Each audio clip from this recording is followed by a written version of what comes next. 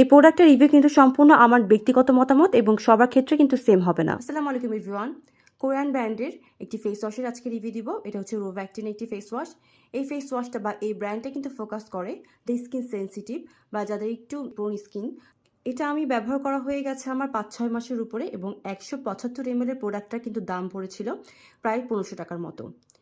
আমি আরও অনেক ব্র্যান্ডের কিন্তু ফেস ওয়াশ ক্লিনজারগুলো ব্যবহার করেছি। ওয়াশটা নিয়ে যত পজিটিভ রিভিউ আমি দেখেছি, আমার কাছে তেমন কিছু মনে হয়নি, কারণ এটা জাস্ট একটা ক্লিনজার, আপনার ফেসকে ক্লিন করতে হেল্প করবে।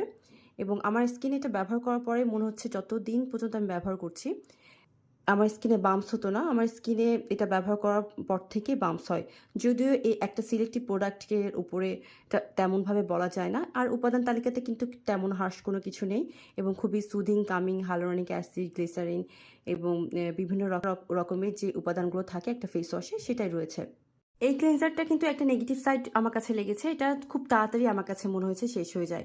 জিজ্ঞাসা করে যে আমি এটা রিপারচেস করবো কিনা, এটা আমি কখনো রিপারচেস করবো না।